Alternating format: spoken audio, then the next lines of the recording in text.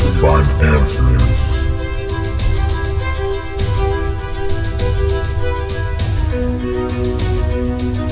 What spirits lie beyond? What caused their passing? The truth lies beyond, and we are here to find those answers.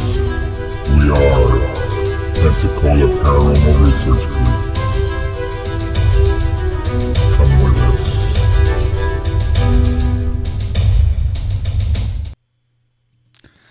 And welcome everybody to Did You Hear That? Your guide through the strange, the unexplained, and the unseen.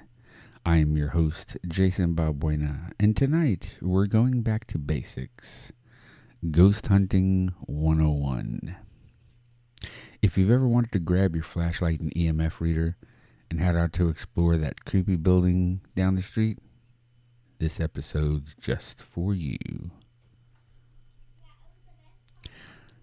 So, what is ghost hunting? Let's take a deeper look into that. Ghost hunting isn't about proving something that exists. It's about exploring the unknown responsibly. When you investigate, you're not looking for ghosts. You're collecting data, documenting history, and protecting the places that you explore. So, before you ever step into a location, you need to understand these three things: safety, respect, and permission.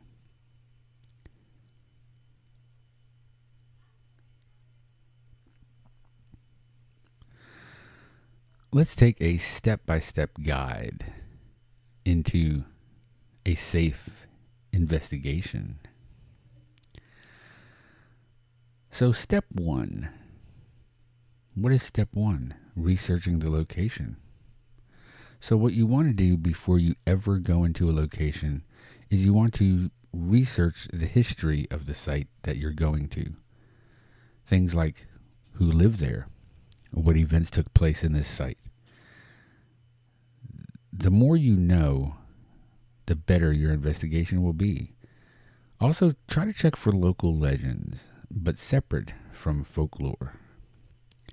You have to separate the fact from folklore. A great ghost hunter investigates both sides of stories and records.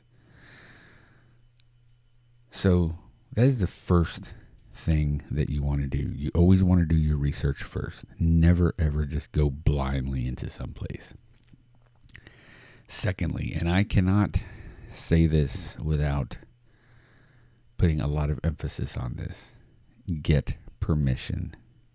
Permission, permission, permission. So never, and I mean never, trespass on private property. No matter if it's an abandoned building, abandoned house, whatever the case may be.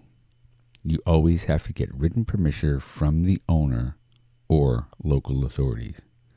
If you go into a location that is abandoned without permission, written consent by the owner or a local authorities, it is illegal if you enter without consent.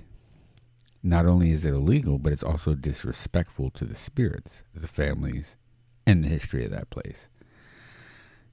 You don't want to wind up getting yourself arrested and going to jail, because then you've got to pay fines and all this other stuff, and well, then they're going to be looking for you if you happen to go out and try to go to another place, So it's something that you definitely want to do, and you have to do. Get permission. Every place that I have investigated, I have gotten permission from.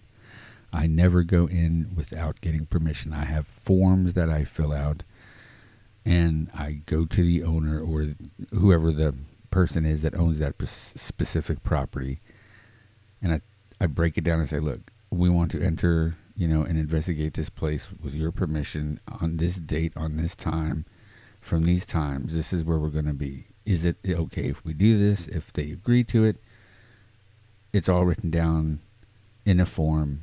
It's signed by myself and by the owner of that property. And then when we go to the investigation, when we do it, that paper is with me at all times. In case a local authority or a cop happens to come up and sees us in there, here's our proof. We have the permission to be here. So that is something that you definitely have to do. Okay, guys, I cannot stress this enough. I know there's a lot of, wannabe ghost hunters and stuff like that. But this is just something that you have to do. Okay, you definitely have to do this. Okay, so where do you go from there? You've done your research. You've gotten your permission. So what do? You can either A, assemble your team, or go it solo. Safely, of course. So if you're new to ghost hunting, what you want to do is you want to start with a small trusted team, 2 or 3 people. You have one person who will handle the equipment, one taking notes, and one to stay alert for safety. If you prefer going solo, always tell someone where you're going, keep your phone charged with you, and set a check-in time at all times. I've never investigated a place by myself. I always have 1 or 2 team members with me at all times, and everybody knows where we are at any given point. It's something that you want to do, because you don't ever want to get into a position where you're in a location and something happens and nobody knows where you are. That is something that you definitely don't want to do, okay? So please, make sure that you either have a couple people with you, or if you go it alone, make sure somebody knows where you are at all times. What gear should you bring on an investigation? Let's give you a rundown of some of the most inexpensive tech out there.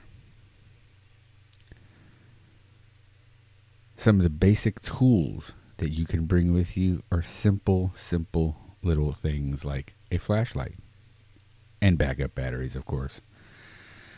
Can't stress to you enough how important batteries are. A camera, photo, video camera, both.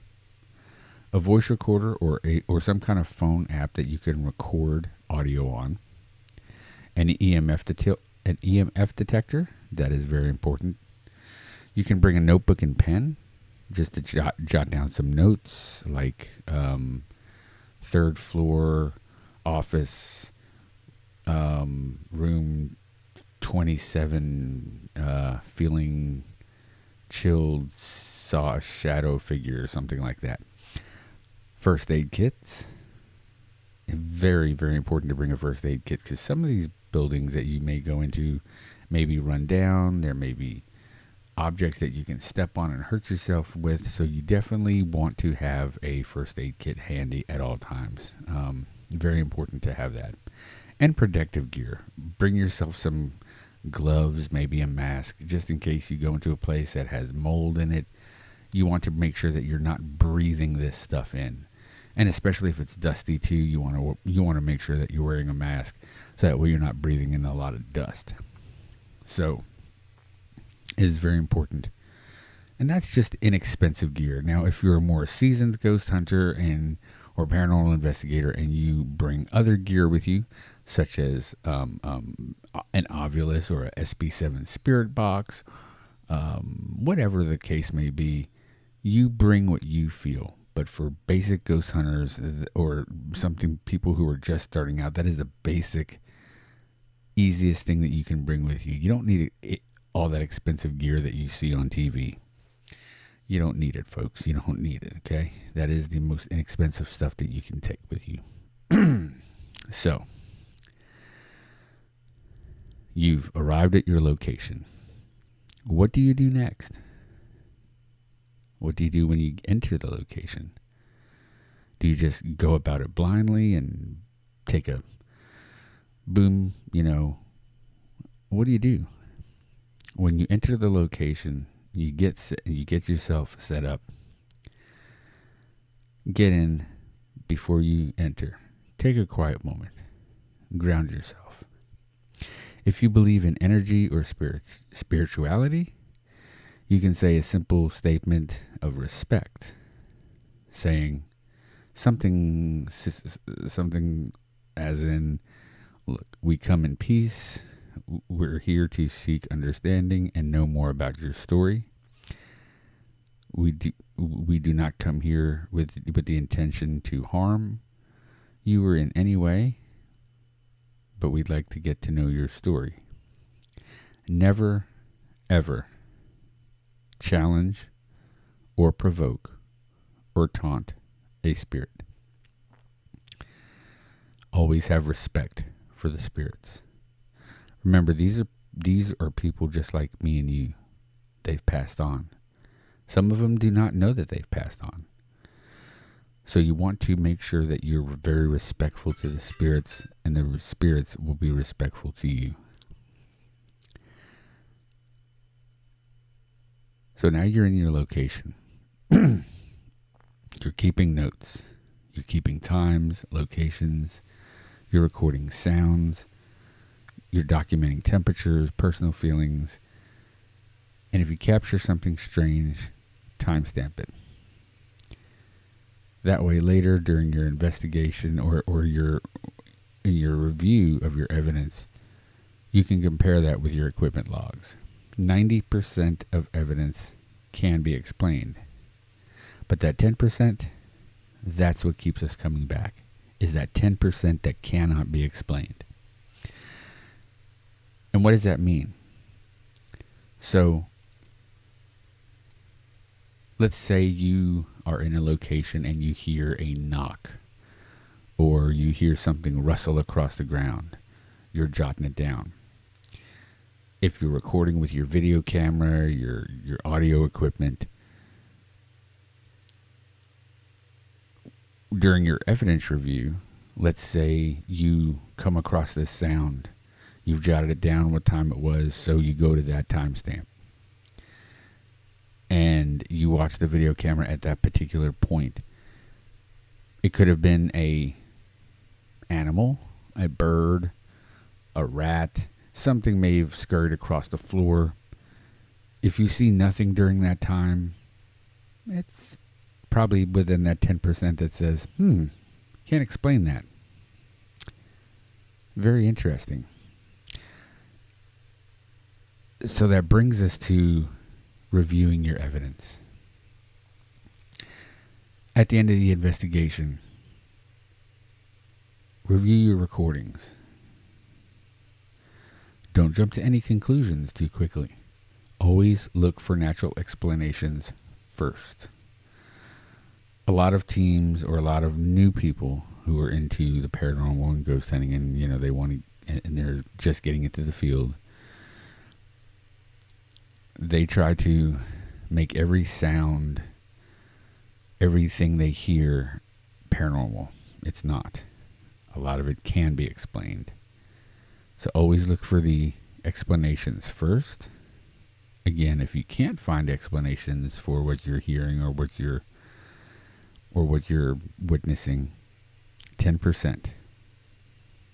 10%. Let's move on to another subject, which is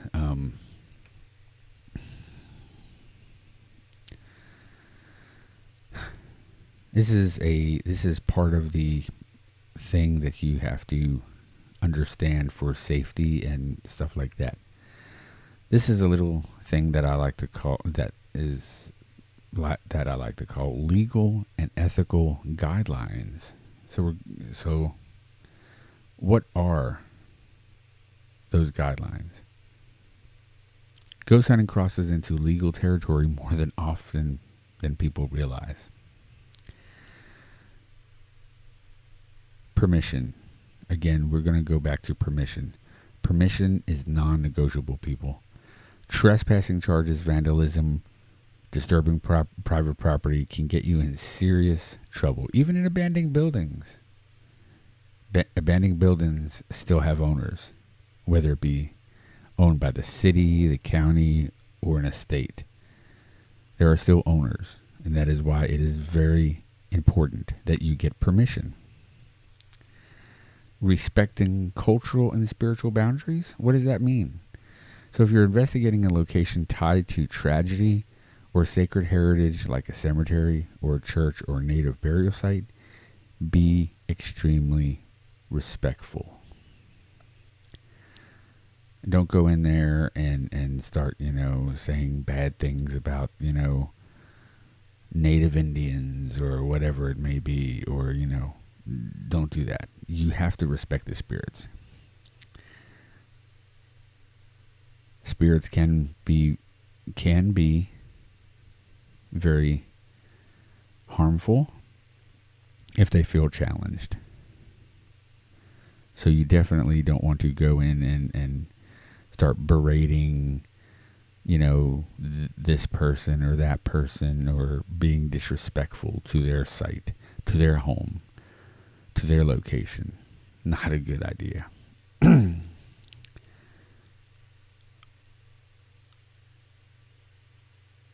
Safety. Old buildings can be very dangerous. They can have mold, asbestos, loose floorboards, loose floors, nails, animals. You never want to investigate a site wearing flip-flops or open-toed shoes,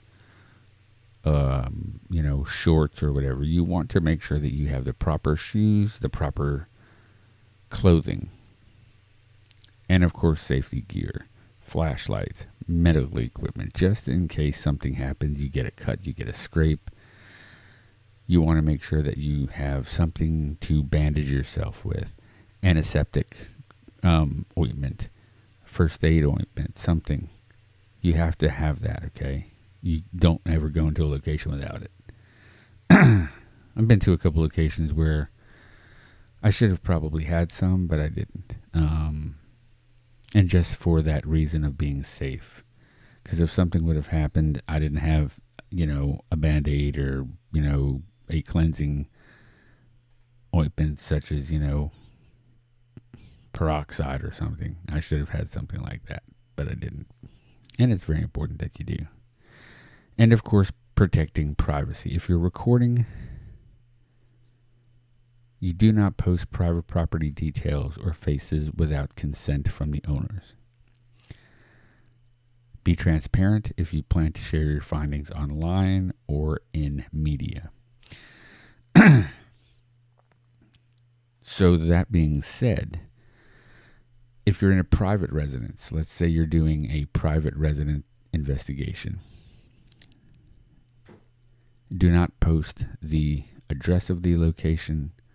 Do not post the people's names of the location without their consent first, because that's private information that you don't want to get out, okay?